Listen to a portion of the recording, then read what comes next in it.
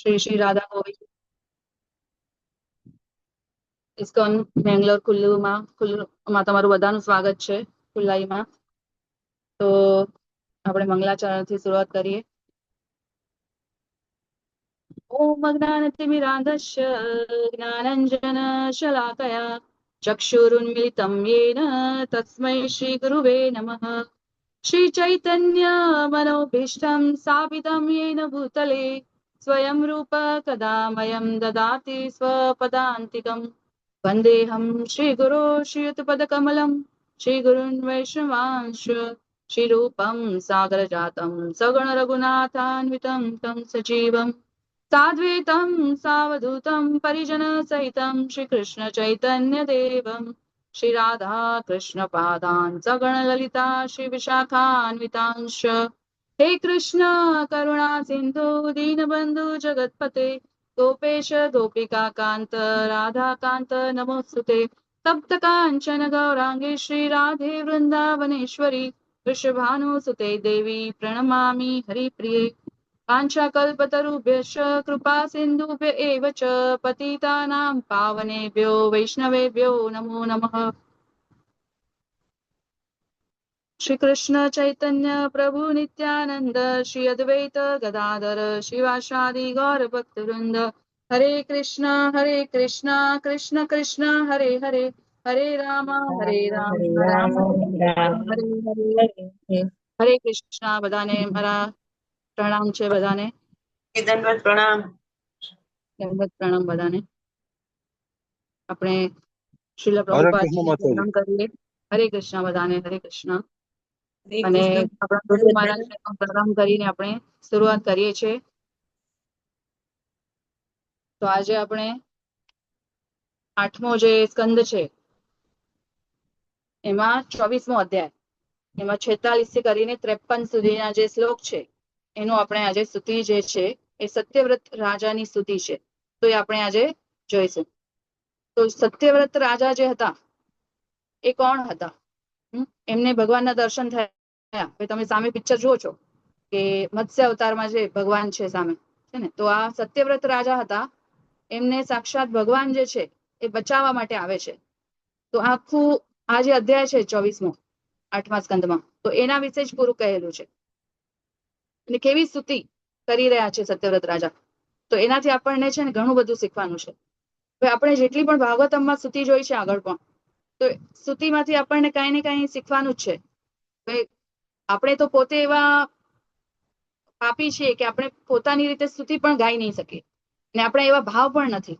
પણ આપણે જે ભક્ત થઈ ગયા છે એ ભક્તોની જયારે આપણે સ્તુતિ કરીએ ને, તો આપણા ઉપર ભગવાન છે જલ્દી પ્રસન્ન થઈ જાય છે. કારણ કે ભક્ત જે થઈ ગયા છે, શુદ્ધ ભક્તો જે છે એ ભગવાનને ખૂબ જ પ્રિય છે. તો આપણે અગર એ લોકોની સ્તુતિ કરશું તો આપણે પણ ભગવાનના પ્રિય બનવાનું શક્યતા છે. તો આપણને પણ ભગવાનના જે ભક્ત છે એ બધા આપણે જોઈ ગયા. ગોપી ગીત જોયું આપણે, પછી વૃત્તાસુરની સ્તુતિ જોઈ, કુંતી મહારાણીની સ્તુતિ જોઈ, ભીષ્મ પિતામહની સ્તુતિ જોઈ, ઘણી બધી સ્તુતિઓ આપણે જોઈ, ગજેન્દ્રની સ્તુતિ જોઈ છે ને. તો આ બધી સ્તુતિ શ્રીમદ ભાગવતમમાં કેમ છે? કારણ કે આપણા જેવા જે બદ્ધ જીવો છે એ અહીંયાથી મુક્ત થઈને પાછા આપણું જે ધામ, આપણું જે ઘર છે ત્યાં આપણે પાછા જઈ શકીએ. એટલા માટે ભગવાન છે એ વ્યાસજીના થ્રુ આ બધી સ્તુતિઓની વર્ણન અહીંયા ભાગવતમમાં કર્યું છે કે આપણે જેનાથી બદ્ધ જીવમાંથી આપણે મુક્ત થઈ શકીએ. તો હવે જે આ અધ્યાય છે એમાં ભગવાન જે છે એ મત્સ્ય અવતારમાં આવે છે. તો એનું કારણ શું હતું? એક તો આપણને ખબર છે બધાને કે 4.8 ભગવદ ગીતામાં આપણે જોઈએ છે ને, પરિત્રાણાય સાધુનામ વિનાશાય ચ દુષ્કૃતામ ધર્મ સંસ્થાપનાર્થાય સંભવામિ યુગે યુગે. તો ભગવાન જે છે એ શા માટે આવે છે? દુષ્ટોનું નાશ કરવા માટે આવે છે અહીંયા. અને વિશેષ ગાયો, બ્રાહ્મણ, દેવતાઓ, ભક્તો તથા વૈદિક ધર્મની રક્ષા કરવા માટે આવે છે ભગવાન છે ને. અલગ અલગ રૂપો ભગવાન ધારણ કરે છે. કેમ કરે છે? એમના ભક્તોને બચાવવા માટે કરે છે ને. તો અહીંયા પણ આ જે સત્યવ્રત રાજા છે એમને, હવે ભગવાન છે કેટલા બધા અવતાર લઈ ચુક્યા છે ને. આપણે જોયું છે કે મકર, હવે આ મછલી મત્સ્ય અવતાર ધારણ કર્યું છે. એનાથી પહેલા પણ કેટલા બધા અવતાર લીધા છે. શુકર અવતાર લીધું, નૃસિંહ દેવનું અવતાર લીધું, પછી વામન દેવનું લીધું હતું છે ને. એવી રીતના ઘણા બધા રામ અવતારમાં આવ્યા. ભગવાન છે પોતાના ભક્તો માટે ઘણા ઘણા 24 અવતારની આપણે ભાગવતમાં જોઈએ છે તો બધા અવતાર છે એ ભક્તો માટે ભગવાન લે છે. તો અહીંયા પણ સત્યવ્રત રાજા જે છે એમના માટે મત્સ્ય અવતાર ભગવાને લીધો છે. તો એ ક્યારે લીધું હતું? તો એ ક્યારે લીધું? તો એકવાર જયારે પાછળનું જે કલ્પ હતું એના અંતે શું થયું કે હેગરીવ નામનો જે એક રાક્ષસ હતો, દૈત્ય હતો, અસુર હતો, એ શું કરે છે પ્રલયનો સમયમાં જે વૈદિક જ્ઞાન બ્રહ્માજીને ભગવાન શ્રી કૃષ્ણે આપેલું હતું તો એ પૂરું હેક કરી જાય છે, ચોરી કરીને જાય છે.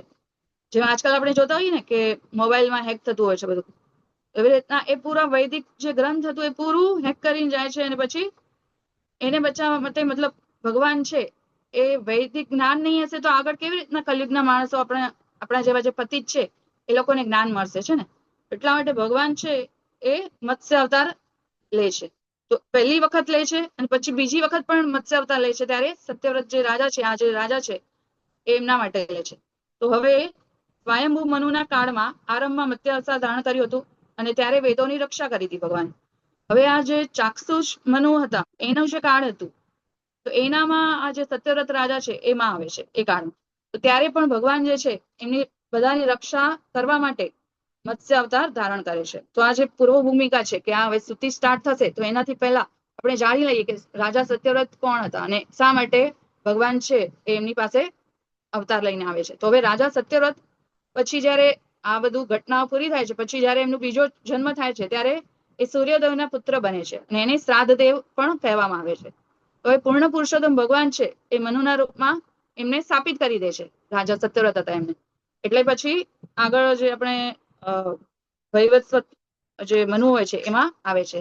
તો હવે ભગવાનની કૃપા પામવા માટે રાજાએ જયારે સત્યવ્રત રાજા હતા ત્યારે શું કર્યું?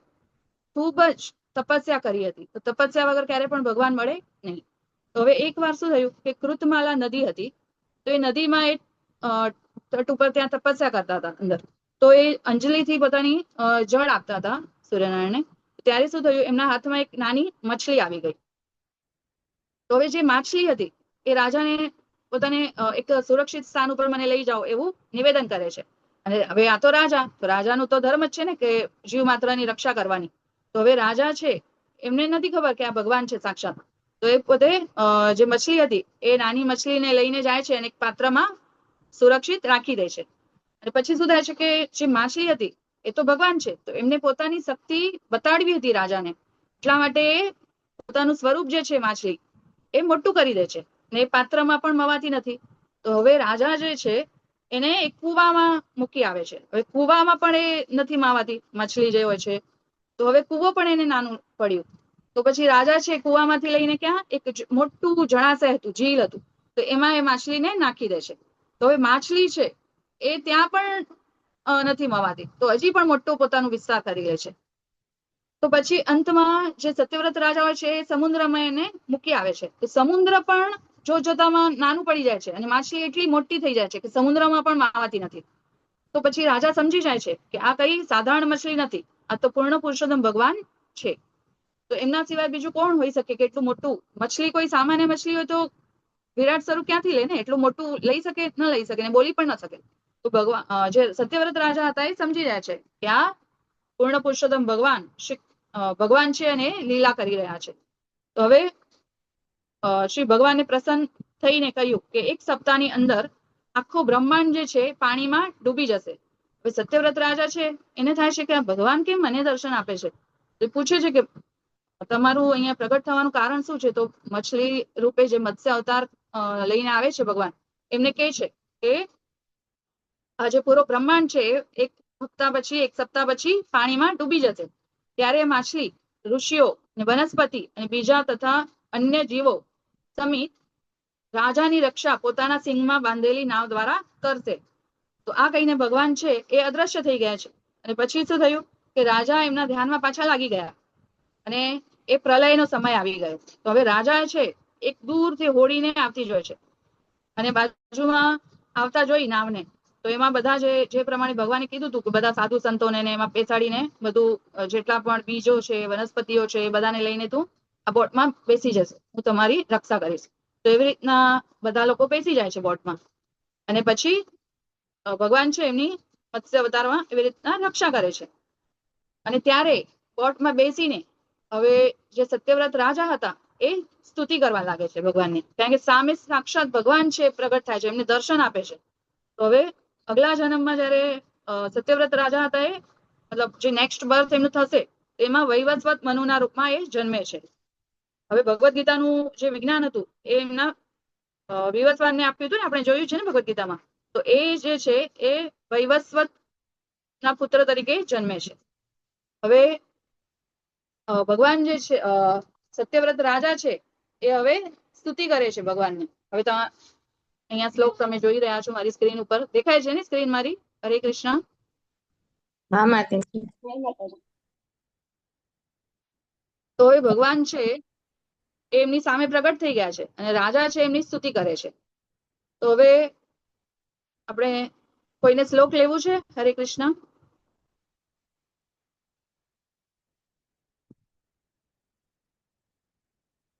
હરી બોલ.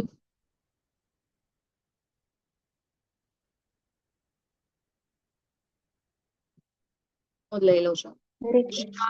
વાચ. હરે કૃષ્ણ લેવું છે માતાજી? હરે કૃષ્ણ. હા માતાજી, પ્રયત્ન કરું. હા કરો. શ્રીરાજોવાચ અનાદ્યવિદ્યોપહતાત્મસંવિદઃ તન્મૂલસંસારપરિશ્રમાતુરः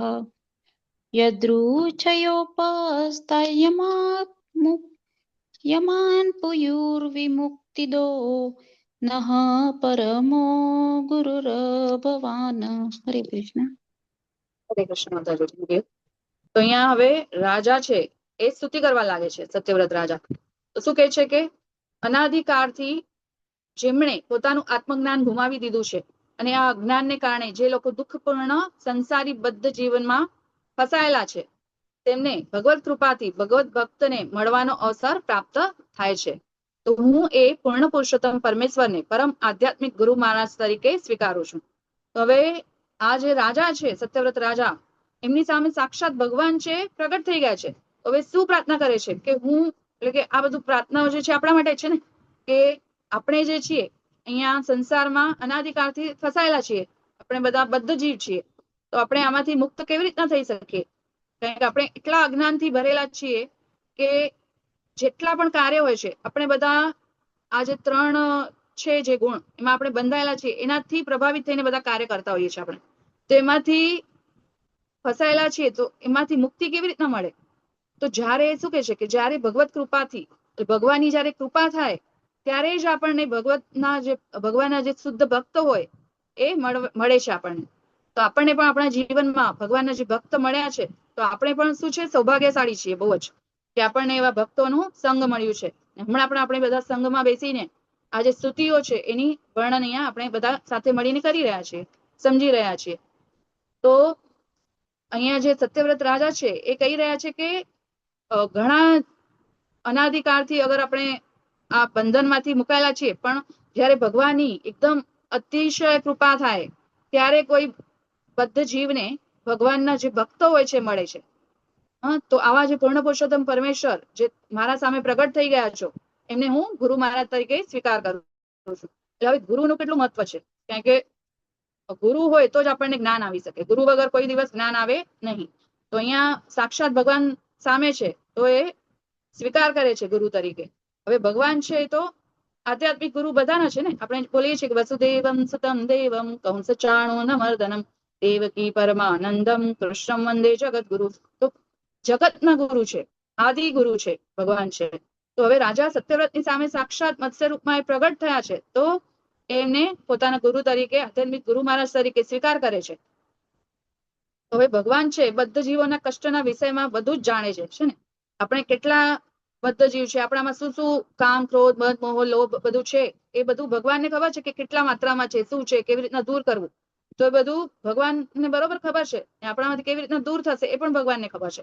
તો ભગવાનને જયારે આપણે ગુરુ તરીકે માનીએ અથવા તો આપણા જીવનમાં કોઈ સદગુરુ આવે તો આપણા બધા જે દુઃખો છે, કલમશ છે, બધા દૂર થઈ શકે છે. એના વગર દૂર થઈ શકતા નથી.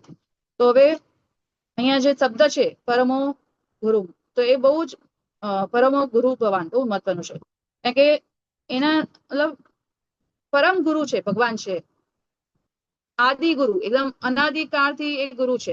આપણે ખબર છે, આપણે ભગવદ ગીતામાં આપણે સાંભળીએ છીએ ને કે ભગવાન છે, શ્રી કૃષ્ણ છે, એમણે જ પહેલું જ્ઞાન છે એ બ્રહ્માજીને આપ્યું, પછી બ્રહ્માજીએ નારદને આપ્યું, પછી એવી રીતના નારદજી વ્યાસજીને આપ્યું, અને પછી વ્યાસજીએ પછી આગળ બધાને આપ્યું. એવી રીતના ગુરુ શિષ્ય પરંપરામાં જ આપણને બધું જ્ઞાન આવી રહ્યું છે.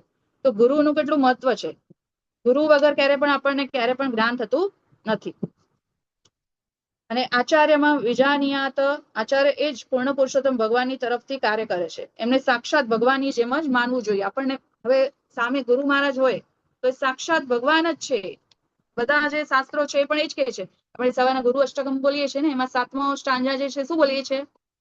સાક્ષાત ધરિત્વેન સમસ્ત શાસ્ત્રેન ઉક્ત સખા ભાવ્યતેવ શક્તિ કિંતુ પ્રભોર્યઃ પ્રિયેવ તસ્ય વંદે ગુરો શ્રી ચરણારવિંદમ.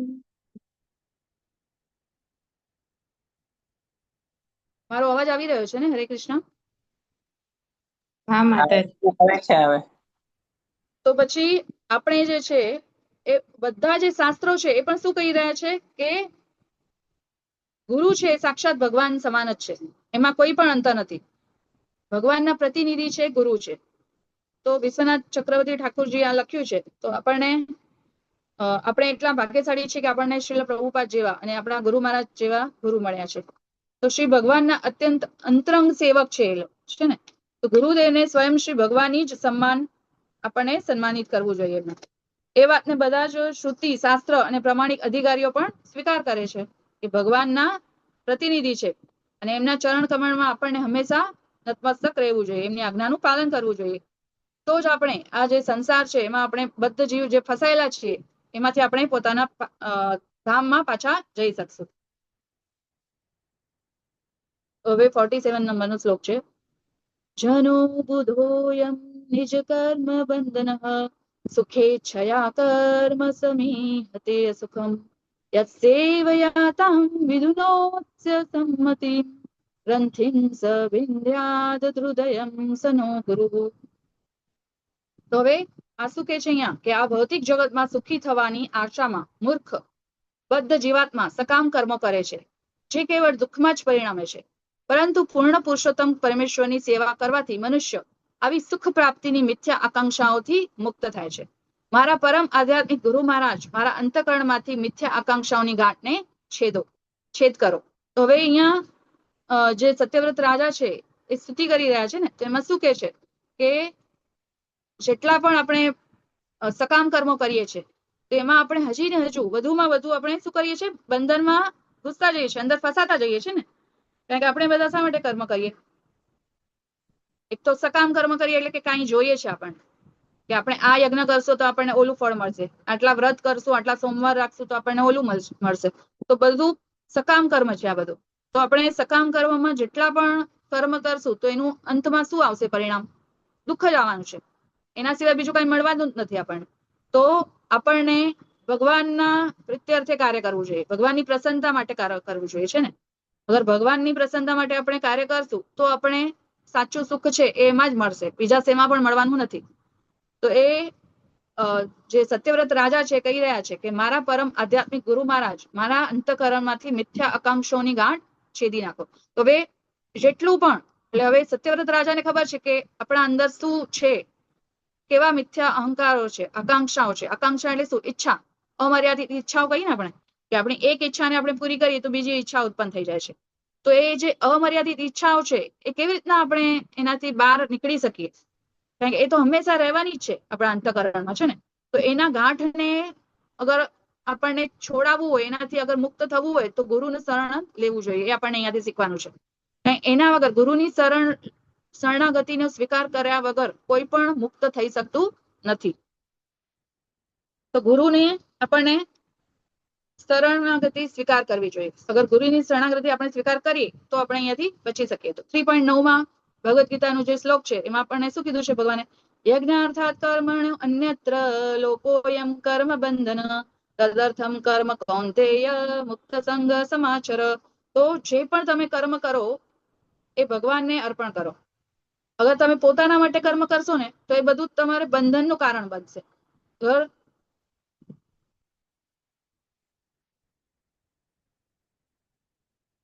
તો આપણને બંધનના કારણમાંથી અગર મુક્ત થવું હોય તો ભગવાનની પ્રસન્નતા માટે કાર્ય કરવું જોઈએ. તો ગુરુના શરણાગતિ થવાથી આપણે એમાંથી મુક્ત થઈ શકશું. હવે આપણે નેક્સ્ટ શ્લોક ઉપર જઈએ. યત્સેવયાગ્નેરિવ રુદ્રરોદનમ ધૂમાન વિજલ્યાન્મલમાત્મસ્તમમ ભજેત વર્ણમ નિજમેશ સોવ્યયો ભૂયાત સ ઈશ પરમો ગુરુર્ગુરુ.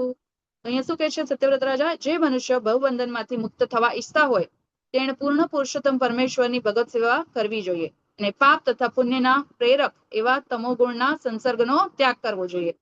એ રીતે મનુષ્ય ચાંદી કે સોનું હોય, અગ્નિના સ્પર્શથી બધા મેલને તજી શુદ્ધ થાય છે.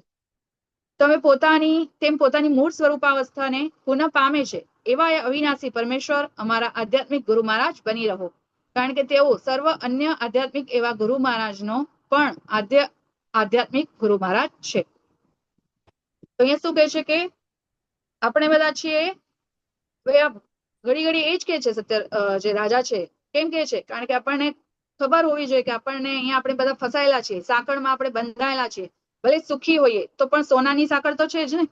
તો આ બધી જે સાંકળો છે એમાંથી મુક્ત થવું હોય તો આપણને આપણા જે ગુરુ મહારાજ હોય ગુરુ કરવા જોઈએ. એટલે અહીંયા ગુરુની મહિમાનું એટલું બધું બતાડ્યું છે. અને અહીંયા શું એક્ઝામ્પલ આપી રહ્યા છે કે જેવી રીતના એક ચાંદી હોય કે સોનું હોય, એમાં જે મેલ હોય તો એને અગર સાફ કરવું હોય, શુદ્ધ કરવું હોય તો એને અગ્નિથી તપાવવું પડે છે. તો જ એમાંથી જેટલા પણ બીજા બધા જે પણ એમાં મેળસેળ કરેલી હોય એ શુદ્ધ થઈ શકે છે. તો એવી રીતના જ છે એ આપણને પણ આપણા જીવનમાં જ્યારે આપણે તપ કરીએ, જેમ ગુરુની આજ્ઞાનું પાલન કરીએ, જેમ 16 માળા છે આપણને કરવાની છે, 4 નિયમોનું પાલન કરવાનું છે, તો એ બધું તપ જ છે. તો આપણે એ જયારે કરીએ તો આપણું જે જીવન છે એ સોના અને ચાંદીની કેમ અગ્નિમાં તપાવીએ છીએ એવી રીતે પછી એનું મેલ છોડી નાખે છે ને. તો એવી રીતના આપણું પણ અંદર જેટલા પણ કલ્મશ છે એ બધા ક્યારે દૂર થઈ શકશે? જ્યારે આપણે આ બધી જે ગુરુ મહારાજે આપણને જે કીધું છે એ આદેશ પ્રમાણે આપણે ચાલશું ત્યારે. જેવી રીતના આપણે જોઈએ કે કોઈ પણ વસ્તુ જે હોય એનું જે મૂળ પહેચાન હોય છે ને, તો આપણે જોઈએ કે આપણું શું છે? જીવેર સ્વરૂપ હોય કૃષ્ણ નિત્યદાસ. તો જેવી રીતના એક મીઠાનું મૂળ પહેચાન શું છે? તો એનું ખારાપણું છે ને. પછી કારેલું લઈએ તો કારેલુંનું શું છે? કડવાપણું છે. મધ લઈએ તો મધનું શું છે? મધનું એનું સ્વીટનેસ છે. તો એવી રીતના બધી જેટલી પણ વસ્તુ હોય એવી રીતના બધાનું જે મૂળ ગુણધર્મ હોય ને એ હોય જ. તો એવી રીતના આત્મા જે છે એનું ગુણધર્મ શું છે? કે આપણે ભગવાનના નિત્ય દાસ છીએ તો આપણને ભગવાનની સેવા કરવાની છે, એ જ આપણું ગુણ છે. સેવા ભાવ કરવું એ બધા આત્માનું ગુણ છે. આપણે જોઈએ કે એનિમલ્સો એ પણ પોતાના સંતાનોનું સેવા કરતા હોય.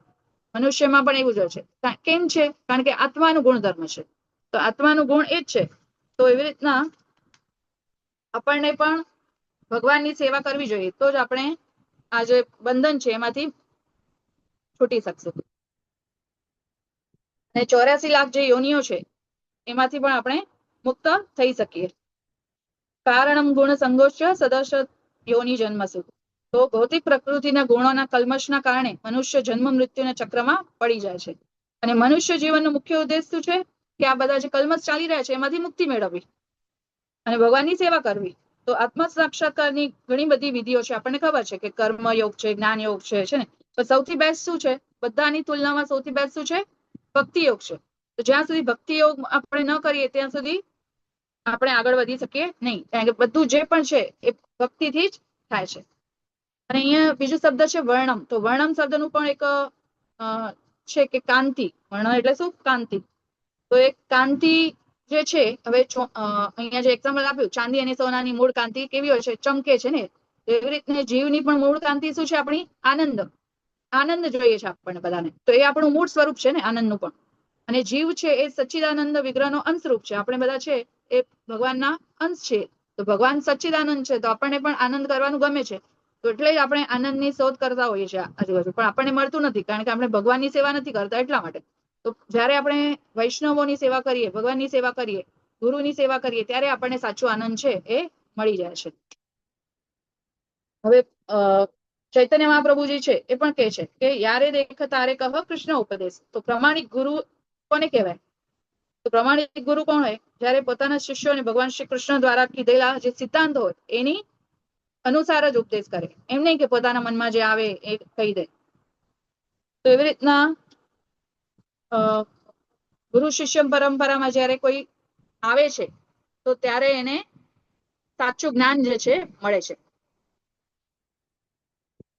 જેવી રીતના આપણે જોઈએ ને કે મેઇન મૂળ જે જ્ઞાન છે ક્યાંથી આવે છે? શ્રી કૃષ્ણમાંથી આવી રહ્યું છે, અને પછી એ બ્રહ્માજીને આપે છે, પછી બ્રહ્માજી નારદજીને આપે છે, અને પછી એવી રીતના આગળ વ્યાસજીને, અને પછી બધાને મળે છે. તો એવી રીતના આપણે જયારે ગુરુ શિષ્ય પરંપરા પ્રણાલીમાં આવીએ તો જ આપણને આ જ્ઞાન છે મળી શકે છે, કે આપણનું ધર્મ શું છે આપણને ખબર પડે, કે શું કરવાનું છે, શા માટે આપણે અહીંયા આવ્યા છીએ, એ બધી આપણને ખબર પડે છે. અને ભગવાન ગીતામાં શું કહે છે કે મન મના ભવ મત ભક્તો મધ્યાજીમાં નમસ્કુરુ. તો આપણને ખબર છે કે ભગવાન એટલા માટે આપણને આદેશ કરે છે કે મને મારી શરણમાં આવો, મને નમસ્કાર કરો, તો હું તમને બધા પાપોથી મુક્ત કરીશ, છે ને. તો આપણને ભગવાનની શરણમાં જવું જોઈએ. હવે નેક્સ્ટ શ્લોક ઉપર આપણે જઈએ. તો નયત પ્રસાદાયુત ભાગલેશમ મન્યે ચ દેવા ગુરવો જના સ્વયં કર્તુમ સમેતા પ્રભવંતિ પુંસસ તમેશ્વરમ ત્વામ શરણમ પ્રપદ્યે. તો ન તો બધા દેવો કે કહેવાતા ગુરુઓ અથવા તો બધા લોકો ભેગા મળીને યા સ્વતંત્ર રીતે આ પરમેશ્વર આપ છો તે કૃપાનો ઉપદેશ હજારોમાં ભાગ પણ આપી શકતા નથી. આથી હું આપના ચરણ કમળનો આશ્રય લઉં છું. હવે શું કહે છે અહીંયા સત્યવ્રત રાજા? કે કેટલા પણ દેવી દેવતાનું આપણે આરાધના કરી લઈએ, 33 કોટી દેવી દેવતા છે આપણા અહીંયા, છે ને. તો એનું કરીએ, અથવા તથાકથિત જે ગુરુ આજકાલ છે એ બધાને જોઈએ આપણે, અથવા તો બીજા લોકો પણ જે છે જે સ્વતંત્ર રૂપથી પોતાનું કરતા હોય છે, બધા ફોલો કરતા હોય છે, તો એ બધાને પણ અગર કોઈ કરે તો પણ ભગવાનનું આપણે કરીએ તો એના 10,000માં ભાગ જેટલી પણ કૃપા એ લોકો નથી કરી શકતા દેવી દેવતા પાસે આપણે જઈએ તો. તો હવે સામાન્ય જે લોકો હોય છે એ પોતાની ભૌતિક ઈચ્છા જે હોય એની પૂર્તિ માટે ક્યાં જાય? કારણ કે એ લોકોને જલ્દી ફળ જોતું હોય, શીઘ્ર ફળ જોતું હોય, એના માટે એ લોકો દેવતાઓની પૂજા કરે છે. પણ કોઈ પણ ભગવાન વિષ્ણુના ભક્ત જલ્દી બની શકતા નથી, છે ને. આપણે જોઈએ કે હવે આપણી આજુબાજુ આપણે જોતા હોઈએ છીએ કે ભગવાનનું નામ અગર આપણે કહીશું કે હરે કૃષ્ણ કૃષ્ણ કૃષ્ણ હરે હરે, હરે રામ રામ રામ હરે હરે, એ નામ જપ કરો, તો કોણ કેટલી વખત બેસશે? એક માળા પણ પૂરી કરશે નહીં. માન એક માળા કરશે અગર બહુ આપણે કહીશું તો. પછી આગળનું તો જવા જ દો, છે ને. તો ભગવાનની સેવા કરવા માટે કોઈ પણ જલ્દી તત્પર થતું નથી.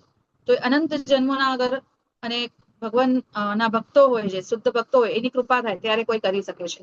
તો આપણા બધા ઉપર પણ રામાનંદ પ્રભુજીની કૃપા થઈ છે, આપણા ગુરુ મહારાજની કૃપા થઈ છે, શ્રીલ પ્રભુપાદજીની કૃપા થઈ છે, ત્યારે આપણે બધા અહીંયા નામ જપ કરીએ છીએ, સંઘમાં શ્રીમદ ભાગવતમ ભગવદ ગીતાનું ચર્ચા કરીએ છીએ, સાંભળીએ છીએ.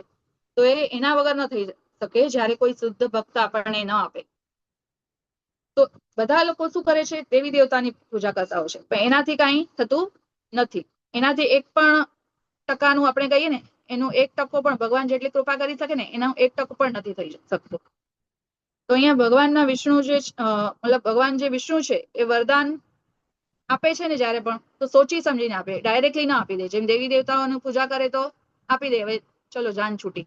પણ ભગવાન છે થોડું પરીક્ષા લે છે, પછી આપણને આપે છે. તો અહીંયા શું કીધું છે કે આપણને ભગવાનના જે શુદ્ધ ભક્તો હોય એનું પણ આપણને આશ્રય લેવું જોઈએ. હવે ભગવાન છે એ પોતાના જે મારફતે, પોતાની લીલાઓના મારફતે આપણને ઘણું બધું કહેતા હોય છે. તો એક લીલા એવી છે કે ભગવાન વિષ્ણુ છે ત્યાં નારદજી છે એ ગયા હોય છે. તો વિષ્ણુ અને લક્ષ્મીજી હોય છે. તો હવે જેવા નારદજી આવે છે તો ભગવાન છે એમની આરતી ઉતારે છે લક્ષ્મીજી, અને પછી એમને બેસાડે છે સ્થાન ઉપર. અને પછી જેવા એ જાય છે, કામ પતી જાય છે તો પછી લક્ષ્મીજીને વિષ્ણુ ભગવાન કહે છે કે આજે નારદજી બેઠો હતો ને એ જગ્યાને જરા પવિત્ર કરી નાખ, ગૌમૂત્ર છાંટી નાખ, પવિત્ર થઈ જાય. કારણ કે હમણાં આજે નારદજી બેઠા હતા ને તો એનાથી આખું સ્થાન છે એ અપવિત્ર થઈ ગયું છે. તો હવે નારદજી તો ભગવાનના શુદ્ધ ભક્ત, તો પછી લક્ષ્મીજી કહે છે કે અરે આ તો શુદ્ધ ભક્ત છે, તમારા ભક્ત છે, તો કેવી રીતના આવી રીતના તમે કહો છો કે અપવિત્ર સ્થાન થઈ ગયું? તો વિષ્ણુ ભગવાન કહે છે કે જો કોઈ પણ નિગુરુ હોય, જેના ગુરુ ન હોય, એ ક્યારે પણ શુદ્ધ ન કહેવાય. એનું એ જે જગ્યા ઉપર બેસે ને એ સ્થાન અપવિત્ર થઈ જાય, તો એને આપણને શુદ્ધ કરવું જોઈએ. તો લક્ષ્મીજી સમજી જાય છે અને સામે નારદજી છે એ જે એકદમ ગયા નહોતા, ગેટ પાસે જ ઉભા હતા અને સાંભળી લે છે બધું. તો હવે નારદજી સાંભળી લે છે, હવે પાછા આવે છે, પછી ભગવાન તમે આ શું કહો છો, મને આવું કહો છો તમે, તો હવે હું શું કરું? તો પછી મારા ગુરુ નથી તો હું શું કરું? તો કહે છે કે વિષ્ણુ ભગવાન કહે છે કે તમે પૃથ્વી ઉપર જાઓ અને જે પણ પહેલા મળે એમને ગુરુ બનાવજો. નારદજી જાય છે અને ત્યાં એમને પેલું મછવારો મળે છે. મછવારો જે છે એ પહેલું મળી જાય છે. હવે મનમાં તો એમને એવું લાગે છે કે અરે આ તો મછવારો મળી ગયો અને હવે એને ગુરુ બનાવીશ તો એને તો કઈ આવડતું નથી ને ગુરુ બનાવીને શું ફાયદો, પણ ભગવાને કીધું છે એટલે હું બનાવી લઉં છું. તો હવે બનાવી લે છે અને પાછું ભગવાન વિષ્ણુ પાસે આવે છે અને કહે છે કે હા મેં તમે કીધું હતું ને કે જે પણ પહેલો મનુષ્ય મળે એને ગુરુ તરીકે માની લેજો. તો પછી એ આવે છે અને પછી કહે છે પણ હા મને તો મછવારા મળી ગયા. તો હવે મછવારાને શું આવડતું હશે, એને તો કઈ જ્ઞાન પણ નહીં હશે. તો પછી ભગવાન છે એ સમજી જાય છે કે આ તો હવે ગુરુનો અપરાધ કરી રહ્યા છે, તો એને ગુરુનો અપરાધનું પાપ લાગે છે. તો ભગવાન છે એનો શાપ આપી દે છે, અરે તને કઈ છે કે નહીં નારદજી, તમે એટલું ગુરુના તમારા પ્રત્યે વિનમ્ર ભાવ હોવું જોઈએ, એમનું સન્માન કરવું જોઈએ, તો તમે એમનું ઉલટાનું ઓલું બોલો છો, નિંદા કરો છો એની. તો જા હું તમને શાપ આપું છું કે તમે 84 લાખ યોનિમાં ભટકો. હવે નારદજી જે છે એકદમ ઓલા થઈ જાય છે, અરે નહીં નહીં ભગવાન મને ક્ષમા કરો, મારાથી અપરાધ થઈ ગયું, હવે હું શું કરું, મને રસ્તો બતાડો. તો હવે નારદજી કહે છે કે હવે હું શું કરું? તો પગે લાગે છે, બધું ઘણું બધું કરે છે અને પછી ભગવાન કહે છે કે હવે તને છે તારા ગુરુ જ બચાવી શકે છે, હું કાંઈ પણ નહીં કરીશ. તો પછી નારદજી છે એ ગુરુ પાસે જાય છે અને પછી કહે છે કે આવું બધું થયું, મને ક્ષમા કરો કે મેં તમને એવી રીતના માન્યું, એટલા માટે મને વિષ્ણુજીએ શાપ આપી દીધું છે કે 84 લાખમાં મને ભટકવું પડશે. તો હવે ગુરુ છે આ, તો ગુરુ છે કે છે કે ચલો તમે એક કામ કરો, તમે પાછા વિષ્ણુ પાસે જાઓ અને વિષ્ણુજીને કહો કે પૃથ્વી ઉપર છે ને 84 લાખ યોનિઓનું તમે એક આકૃતિ બનાવી દો અને પછી હું તમને જેમ કહીશ એમ કરજો. તો પછી એ જાય છે અને પછી ભગવાનને કહે છે કે 84 લાખ યોનિઓની તમે આકૃતિ બનાવો. તો પછી એ બનાવી દે છે ભગવાન. અને પછી એમના ગુરુએ કીધું, જે માછીમાર ગુરુ હતા એમને કીધું કે હવે તું એના ઉપર છે ને આડોટજે, લેટજે એના ઉપર, આખા 84 લાખ યોની છે ને એમાં પૂરામાં આમ રોલિંગ કરજે, સ્ક્રોલિંગ કરજે. તો એવી રીતના એ કરે છે નારદજી. અને પછી વિષ્ણુ ભગવાન કહે છે કે જો આ ગુરુ છે તને શાપ 84 લાખ યોનિને તો તને તો શાપ જ હતું, તને ભટકવું પડતું, એટલા પણ તારા ગુરુ મહારાજની કૃપાથી તને એટલા આમ થોડાકમાં પતી ગયું છે ને, નહીં તો કેટલું બધું કેટલા જન્મ લાગી જાત. પણ આ તને તરત જ ગુરુ મહારાજે તારા યુક્તિ બતાડી અને ગુરુ મહારાજની વાત માની તો તું આમાંથી બચી ગયો. તો કહેવાનું તાત્પર્ય શું છે કે ગુરુ હોય એની આજ્ઞાનું પાલન કરવું જોઈએ અને ગુરુને ક્યારે પણ નાનું અથવા તો એવું ક્યારે પણ સમજવું નહીં જોઈએ, કારણ કે ભગવાનના સાક્ષાત સ્વરૂપ છે ગુરુ છે. તો ગુરુના આપણે અગર ચરણ ચિહ્નો ઉપર એમના જે વાક્ય છે એના આજ્ઞાની પાલન કરશું તો આપણે પણ આ જે 84 લાખ યોનિઓ છે એમાંથી બચી શકીએ છીએ. તો આ એક એક્ઝામ્પલ છે નારદજીનું છે ને. તો નારદજી જેવા જે મોટા સંત છે, ભક્ત છે, શુદ્ધ ભક્ત છે, શુદ્ધ વૈષ્ણવ છે, એ પણ ભગવાનની વાત માને છે અને પોતાના ગુરુનું માને છે ત્યારે એ બચે છે આમાંથી. નેક્સ્ટ શ્લોક ઉપર જઈએ આપણે. અચક્ષુરંધસ્ય યથા ગ્રણીકૃત તથા જનસ્ય વિદુષો બુધો ગુરુ ત્વં કર્તૃ સર્વદૃશાં સમીક્ષણો ઋતો ગુરુન સ્વગર્તિ બુર્ભુત્સતામ. અનુવાદ કોઈને વાંચવું છે? હરે કૃષ્ણ. હરે કૃષ્ણ. હું લઈ લો માતાજી. હા લઈ લો. દ્રષ્ટિહીન હોવાથી આંધળો માણસ જેમ અન્ય અંધ મનુષ્યને પોતાના અગ્રેસર તરીકે સ્વીકારે છે, તેમ જીવનનું ધ્યેય નહીં જાણનારા લોકો કોઈ કપટી અને મૂર્ખને ગુરુ તરીકે સ્વીકારે છે. પરંતુ અમે સર્વ આત્મજ્ઞાન પ્રાપ્ત કરવા ઈચ્છીએ છીએ, તેથી પૂર્ણ પુરુષોત્તમ પરમેશ્વર એવા આપને અમારા આધ્યાત્મિક ગુરુ મહારાજ તરીકે સ્વીકારીએ છીએ, કારણ કે આપ સર્વ દિશાઓમાં જોવા માટે સમર્થ છો અને સૂર્ય સમાન સર્વજ્ઞ છો. હરે કૃષ્ણ. હરે કૃષ્ણ. ખૂબ ખૂબ ધન્યવાદ. તો અહીંયા શું કીધું છે કે જેવી રીતે કોઈ અંધો વ્યક્તિ હોય ને તો એ જોઈ નથી શકતો ને કે શું થઈ રહ્યું છે, તો એ બીજા અંધા વ્યક્તિને શું કરે છે, પોતાનો નાયક માની લે છે. તો એવી રીતે લોકો જીવનના લક્ષ્યને નથી જાણતા.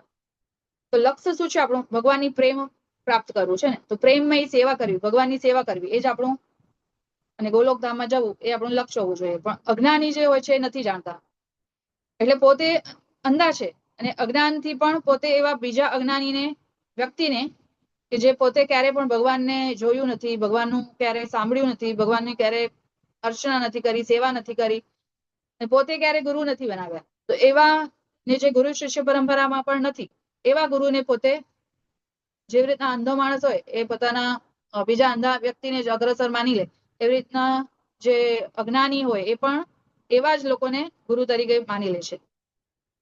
હવે પોતે પણ અંધો અને ગુરુ પણ અંધા, તો બંને નરકમાં જ જાય છે. કેમ કે મૂર્ખ તથા ધૂર્ત કે ગુરુ બનાવે જેને પોતે ભગવાનને સમજ્યા નથી, શાસ્ત્રને પણ સમજ્યા નથી, તો આપણને શું સમજાવશે? એવા ગુરુ આપણે જોતા હોઈએ છીએ કે ઘણા બધા આપણે નીકળી પડ્યા છે કે ગુરુ તરત જ દીક્ષા આપી દે, કોઈ નિયમનું પાલન નહીં, કઈ નહીં, પોતાનું જ આખું બિઝનેસ ચલાવીને બેઠા હોય છે એવા ગુરુ. તો એવા જે લોકો હોય તો એ લોકોને એવા જ ગુરુ મળે છે ને. તો બધી દિશાઓમાં જોવા માટે સમર્થ છો, તો ભગવાનને કહે છે, તો સૂરજની જેમ સર્વજ્ઞ છે ભગવાન છે, તો તમે મારા ગુરુ બનો. સત્યવ્રત રાજા કહે છે તમે હવે સૂર્યની સમાન છો, તો તમે જ મારા ગુરુ બનો. હવે આજકાલ ગુરુ કેવા હોય? આપણે જોઈએ કે ચમત્કાર જોઈએ બધાને છે ને, કોઈ પણ એવા વ્યક્તિને ગુરુ બનાવે જે સોનું કાઢીને બતાવે અથવા કોઈ પરચી કાઢીને બતાવે કે આ થશે જ, આ થવું જ જોઈએ, તમને એટલું તમારું બિઝનેસ એટલું ચાલી જશે, આમ કરશો ને તો તમારો ધંધો બહુ ચાલશે. એવા બધા ગુરુ હોય છે, તો એ કઈ ગુરુ ન કહેવાય. તો અહીંયા સત્યવ્રત રાજા કહે છે કે શ્રી કૃષ્ણને ગુરુ આપણે ન બનાવીએ જેમનાથી બધું જ સોનાની ખાડો પણ નીકળે છે. કારણ કે ભગવાન છે એ શું છે? તો ભગવદ ગીતામાં પણ કીધું ને, અહમ સર્વસ્વ પ્રભવો મત્ત સર્વ પ્રવર્તતે. તો ભગવાનમાંથી બધું નીકળે છે. આ જેટલું પણ સોનાની ખાણો હોય કે કાંઈ પણ હોય એ બધું ભગવાનમાંથી જ આવી રહ્યું છે. તો ભગવાનને ગુરુ બનાવીએ ને, તો સત્યવ્રત રાજા શું કહે છે કે તમારામાંથી બધું આવી રહ્યું છે, મને તમારાથી જ જ્ઞાન જોઈએ છે, તો એ તમે મને સ્વીકાર કરો શિષ્યના રૂપમાં. તો જે મૂર્ખ હોય એ લોકો ખાલી ચમત્કારી સોના કાઢીને બતાવે ને એવા ગુરુને પસંદ કરે છે. પણ સત્યવ્રત રાજા જાણતા હતા કે જીવનનું લક્ષ્ય શું છે ને, તો એટલા માટે ભગવાનને ગુરુ તરીકે સ્વીકાર કરે છે. મામેવ યે પ્રપદ્યન્તે માયામેતામ તરંતિ તે. તો જે ભગવાન કહે છે ને કે મારી શરણમાં આવે છે એ માયામાંથી બચી જાય છે. તો તેથી સાચા ગુરુ એ જ હોય જે આપણને ભવબંધનમાંથી છૂટાવવા માટે પ્રયત્ન કરે, અને ભગવાન શ્રી કૃષ્ણની શરણમાં જ આપણને લઈ જાય. સાચા ગુરુ કોણ હોય? કે જે આપણને ભગવાનની શરણમાં લઈ જાય, એ નહીં કે ભગવાનથી દૂર કરી નાખે અને ભૌતિકતામાં હજી બી બધું ફસાવી દે આપણને. તો સાચા ગુરુ એ જે ભગવાનની આપણને સાથે મળાવી દે ને આપણને. તો એ જ સિદ્ધાંતનો ઉપદેશ ચૈતન્ય મહાપ્રભુ પણ આપે છે. શું કહે છે? યારે દેખ તારે કહ કૃષ્ણ ઉપદેશ. તો બીજા શબ્દોમાં આપણે કહીએ તો મનુષ્ય એવા વ્યક્તિને ગુરુ બનાવવા નહીં જોઈએ જે ભગવાન શ્રી કૃષ્ણના ઉપદેશોને અનુસરતા નથી અને એ માર્ગ પણ ચાલતા નથી. તો આપણે એવા ગુરુનું ક્યારે પણ ચયન નહીં કરવું જોઈએ જે પોતે કૃષ્ણને નથી માનતા અને ભગવાને જે ભગવદ ગીતામાં બતાવ્યું છે એ પ્રમાણે પોતે અનુસરતા નથી. એવા ગુરુનું આપણને ક્યારે પણ ચયન કરવું જોઈએ નહીં. તો અહીંયા એ જ કહેવા માંગે છે. નેક્સ્ટ શ્લોક લઈએ. હરે કૃષ્ણ. કોઈને અનુવાદ વાંચવું હોય તો લઈ લો અનુવાદ ડાયરેક્ટ. હરે કૃષ્ણ. અનુવાદ વાંચવું છે કોઈને? હરે કૃષ્ણ માતા. વાંચી લો. હા હા વાંચો. અનુવાદ. દુનિયાદારીમાં પડેલો કહેવાતો ગુરુ પોતાના જેવા જ શિષ્યને આર્થિક ઉન્નતિ તથા ઇન્દ્રિય તૃપ્તિ વિશેષ આપે છે. આવી શીખને કારણે મૂર્ખ શિષ્ય અજ્ઞાનના જડવાદી જીવનમાં ફસાયેલો રહે છે. પરંતુ ભગવાન એવા એવું જ્ઞાન આપો છો જે શાશ્વત છે, અને આવું જ્ઞાન પામનાર બુદ્ધિશાળી મનુષ્ય શીઘ્ર જ પોતાની મૂળ સ્વરૂપાવસ્થા સ્થિત થાય છે. હરે કૃષ્ણ. હરે કૃષ્ણ. ખૂબ ધન્યવાદ માતાજી. તો અહીંયા શું કહે છે કે વાદી જે ગુરુ હોય છે એ પોતાના સંસારી શિષ્યોને શું શીખવાડ આપે? કે આર્થિક વિકાસ કેવી રીતના થાય, ઇન્દ્રિય તૃપ્તિ કેવી રીતના કરી શકે, એ જ આપતા હોય છે જ્ઞાન, છે ને. તો મૂર્ખ જે શિષ્ય હોય એ અજ્ઞાનના એમાં જ ફસાયેલા હોય છે ક્યારે પણ, કે કેવી રીતના આપણું ઇન્દ્રિય તૃપ્તિ કરી શકીએ, આપણે કેમ આગળ વધીએ, આ જીવનમાં જ રહીને આગળ કેમ વધીએ. તો એ એના માટે જ હોય છે, હંમેશા એમનું જે કાર્ય હોય એના માટે જ હોય છે. તો આવા ઉપદેશોથી શિષ્ય પણ ભૌતિક માયા જાલમાં જ અજ્ઞાનતાને લીધે ફસાયેલા રહે છે. પણ હે ભગવાન, તમે શાશ્વત જ્ઞાન પ્રદાન કરો છો. એવું સત્યવ્રત રાજા શું કહે છે કે તમે તો શાશ્વત જ્ઞાન પ્રદાન કરનારા છો, અને બુદ્ધિમાન વ્યક્તિ આવું જ્ઞાન પ્રાપ્ત કરીને તરત જ પોતાની મૂળ સ્થિતિને પ્રાપ્ત કરે છે. તો ગુરુ કેવા હોવા જોઈએ? તો એ આપણને અહીંયા બતાવે છે કે જે આપણને શાશ્વત જ્ઞાન આપે. શાશ્વત જ્ઞાન શું છે? કે આપણે આત્મા છીએ, આ શરીર નથી. અને આપણે હવે આત્મા તો છીએ એ તો ખબર પડી ગઈ, પણ આત્માને કરવાનું શું છે? તો ભગવાનની સેવા કરવાની છે ને. તો એ જયારે જ્ઞાન થાય ત્યારે શાશ્વત જ્ઞાન કહેવાય. તો એ કોણ આપી શકે? સાચા ગુરુ હોય એ જ આપી શકે, એના વગર કોઈ આપી શકે ન આપી શકે ને. તો ઉપદેશામૃતમાં પણ શું કીધું છે કે હવે આપણે જોઈએ ને કે ગુરુ, તો પછી આવા ગુરુ આપણને મળશે ક્યાં? ગુરુની વ્યાખ્યા શું? તો હવે ઉપદેશામૃતમાં શું કે છે? વાચો વેગમ મનસ ક્રોધ વેગમ જીવા વેગમ ઉદર ઉપસ્થ વેગમ એતાન વેગાન યો વિષય હિત ધીર સર્વામિપામ પૃથ્વી સ શિષ્યાત. તો જે પોતાની વાણી ઉપર કંટ્રોલ કરે, વાણીનો વેગ હોય, મનનો વેગ હોય, ક્રોધનું હોય, જીવવાનું હોય, ઉદર અને ઉપસ્થ, એ બધાનું વેગને પોતે જે કંટ્રોલ કરી શકે એ સાચા ગુરુ કહેવાય. અને પછી પોતે તો કરતા જ હોય, અને પોતે પછી ભગવાનની જે બતાડેલું છે ભગવદ્ ગીતામાં એ પ્રમાણે ચાલે, અને બીજાને પણ એમાં ચલાવવા માટે શક્તિમાન હોય, તો એ સાચા ગુરુ કહેવાય. જેમ પ્રભુપાદજી એ પોતે તો બધું કર્યું, પણ સાથે સાથે આપણે જોઈએ કે બહારના જે દેશો હતા એમાં પણ કેટલું બધું, કે આવા જે અંગ્રેજો હતા એ લોકોએ ક્યારેક કૃષ્ણનું ક પણ સાંભળ્યું નહીં હશે. એ લોકોએ પણ ધોતીઓની સાડી પહેરીને, ભગવાનની હાથમાં માળા લઈને હરે કૃષ્ણ મહામંત્રોનું જપ કર્યું. અને એટલું જ નહીં, પણ બધા નિયમોનું પાલન કરે, બધું છોડીને, વ્યભિચારો છોડીને આખા કૃષ્ણ ભાવનામૃત થઈ ગયા. તો કેવી રીતના પોસિબલ છે? કારણ કે પ્રભુપાદજી પોતે છે કૃષ્ણના જે સાક્ષાત કહેવાય ને પ્રતિનિધિ તરીકે આવ્યા. તો એવા જે સાચા મહાપુરુષ હોય ને એ લોકો જ ભગવાનને આપણને બતાડી શકે છે. તો બીજા શબ્દોમાં આપણે કહીએ કે હવે મૂર્ખ જે ગુરુ હોય એ લોકોના જે ઉપદેશ હોય ને એ પણ એવા જ હોય કે આપણે જન્મ મૃત્યુ ચક્રમાં જ ફસાઈને રહીએ અને કષ્ટ સહન કરવું પડે. તો બુદ્ધિમાન વ્યક્તિ હોય એ ભગવાનના આદેશનો ગ્રહણ કરે છે. જેમ કે ભગવાન કપિલના સાંખ્ય દર્શનમાં બતાવ્યું છે, અને શીઘ્ર મુક્તિ મળી જાય છે. નિજમ પદમ, અહીંયા જે શબ્દ છે નિજમ પદમ, તો એ શબ્દનું પણ મહત્વનું છે કે આપણે ભગવાનના પાર્ટ અને પાર્સલ છીએ ને. તો આપણને આધ્યાત્મિક જગતમાં વૈકુંઠ લોકમાં સ્થાન પામવા માટે આપણું જન્મસિદ્ધ અધિકાર જ છે આપણો, કે આપણે ભગવાનના ધામમાં પાછા જઈએ. કારણ કે આપણે પોતાના ઘરમાં જવું હોય તો કોઈ રોકી શકે નહીં, પણ આપણી પોતાની ઈચ્છા થવી જોઈએ ને. પહેલી વાત તો એ છે. આપણે બધા એટલા બધા જીવનમાં ફસાયેલા છીએ કે આપણને અહીંયા જ ગમે છે, અહીંયાથી આપણને જવું જ નથી. મટીરિયલ લાઈફ જે છે એ આપણને બહુ ગમી ગઈ છે, તો એટલા માટે આપણે અહીંયા બધા ફસાયેલા છીએ.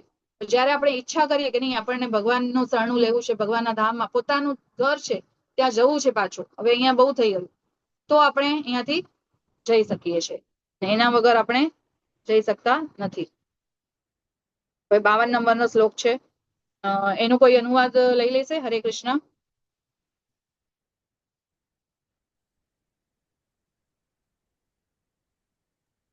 હરી બોલ. હા, લઈ લો. કે પ્રભુ આપ તો જીવન માત્રના પરમ શુભેચ્છક સખા છો, સૌથી વાલા સખા છો, નિયંતા છો, પરમાત્મા છો, પરમ જ્ઞાન આપનારા પરમ ગુરુ છો, અને સર્વ ઈચ્છાઓની પૂર્તિ કરનારા છો. પરંતુ આપ હૃદયમાં વિદ્યમાન હોવા છતાં મૂર્ખજન હૃદયમાં રહેલી કામ વાસનાને કારણે આપને જાણી શકતા નથી. હરે કૃષ્ણ. ધન્યવાદ માતાજી. તો આ શ્લોકમાં કહે છે કે ભગવાન છે એ કોણ છે? આપણા શુભેચ્છક છે, સખા છે, ફ્રેન્ડ છે ને. તો સૌથી વહાલા એટલે શું? પ્રિય એકદમ. તો પ્રિય સખા તરીકે કોઈ હોય તો કોણ છે? ભગવાન શ્રી કૃષ્ણ છે. નિયંતા છે ને, આપણે આ શ્લોકમાં જોઈએ છે ને, અહમ સર્વસ્વ પ્રભવો.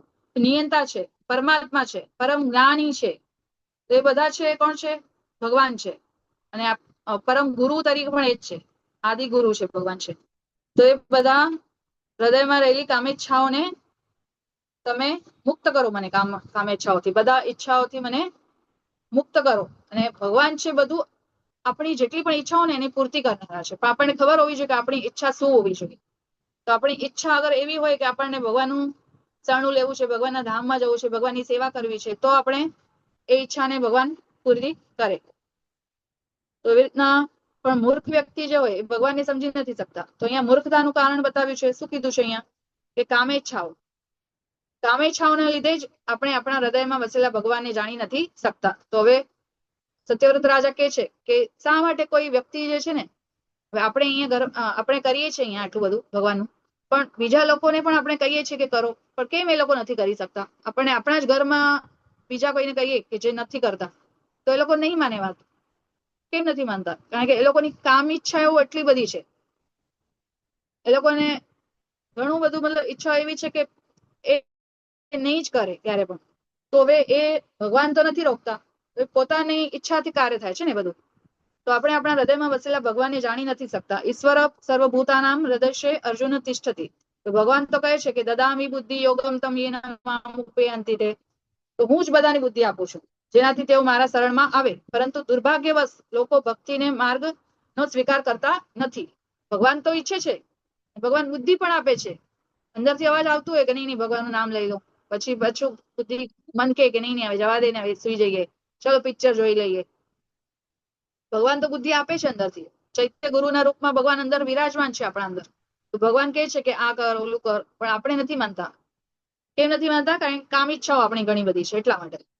તો એવી બધી ઈચ્છાઓને લીધે આપણે ભૌતિકવાદી કાર્યોમાં લાગેલા જ રહીએ છીએ સતત. ભગવાનની સેવા નથી કરતા. તો જીવનનો જે અસલી પ્રયોજન છે એ શું છે? ભગવાન ધામ પાછું જવાનું છે. આપણું જે પ્રયોજન છે શું છે? ભગવત ધામ જવાનું, ગોલોક ધામ જવાનું.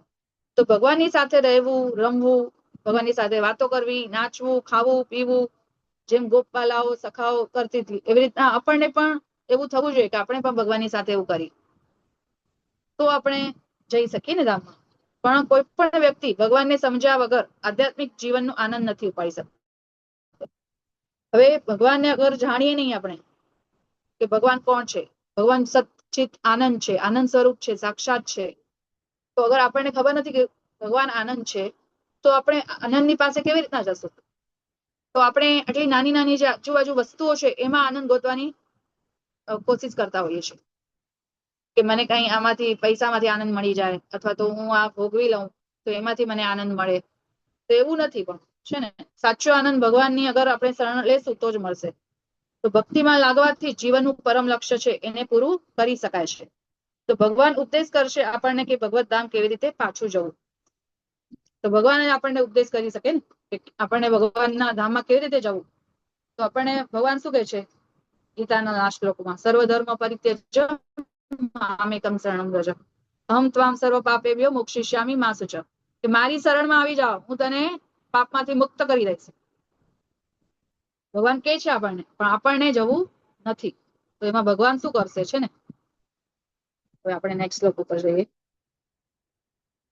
લાસ્ટ શ્લોક છે 53મો.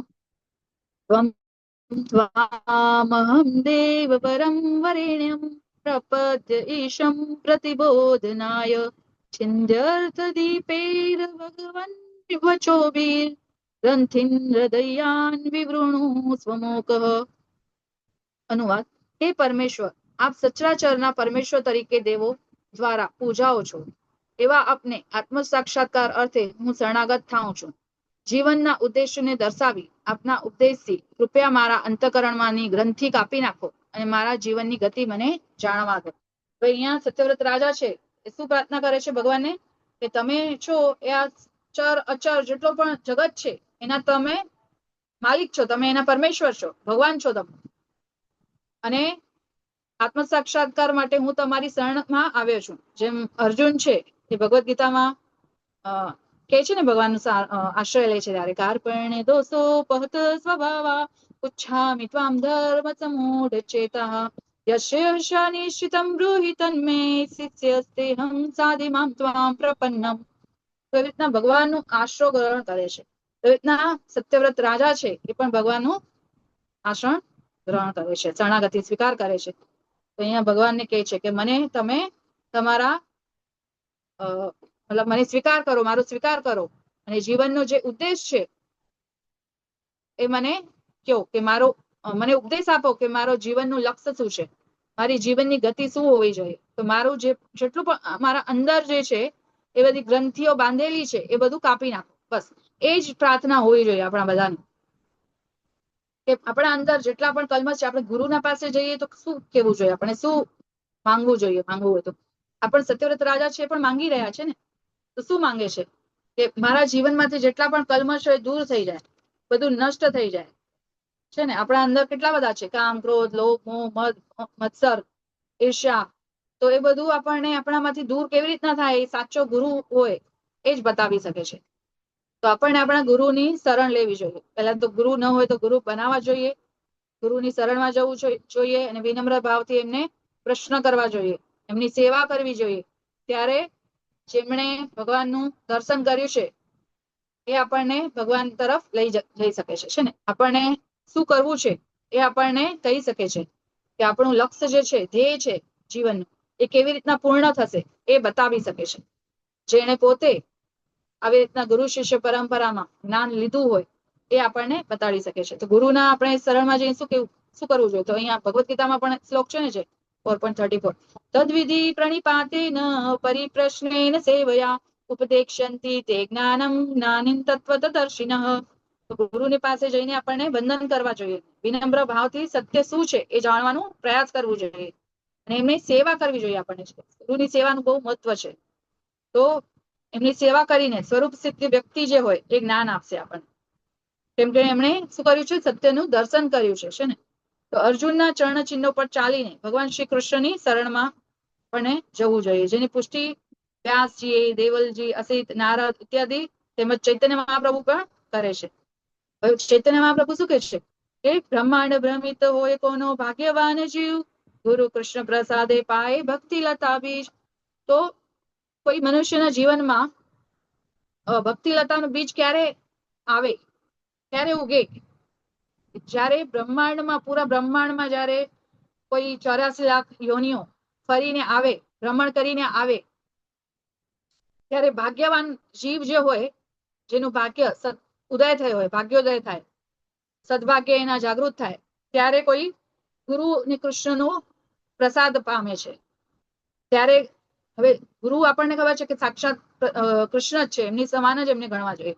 તો ત્યારે જ કોઈ ગુરુના આશ્રયમાં જઈ શકે છે જ્યારે એટલા જન્મના એમણે પાપનો નાશ થયો હોય અને ભાગ્ય ઉદય થયો હોય, ત્યારે જ. તો ચૈતન્ય મહાપ્રભુ પણ કે છે એવી રીતના. તો આપણને પણ ગુરુનું એવી રીતના ખોજ કરવી જોઈએ, અગર ગુરુ નથી થયા તો ગુરુને ગોતવું શું કઠિન છે? નથી ને. તો કોઈ નિષ્ઠાવાન હોય તો તે ગુરુને પામી શકે છે અને બધી વાત શીખી શકે છે. આપણે બધા ગુરુની શોધ કરી અને આપણને તો મળી ગયા છે સાક્ષાત, તો આપણને એમની શરણે જવું જોઈએ. તો મનુષ્યને ગુરુની શિક્ષાને ગ્રહણ કરવું જોઈએ અને જીવનના લક્ષ્યને પ્રાપ્ત કરવું જોઈએ આપણને, છે ને. તો એટલે મારા સત્યવ્રત મહારાજનો માર્ગ છે એ પ્રદર્શિત કરે છે. તો ભગવાનની શરણ ગ્રહણ કરે અને આધ્યાત્મિક જગત અને જીવનના લક્ષ્યના બારામાં શીખે.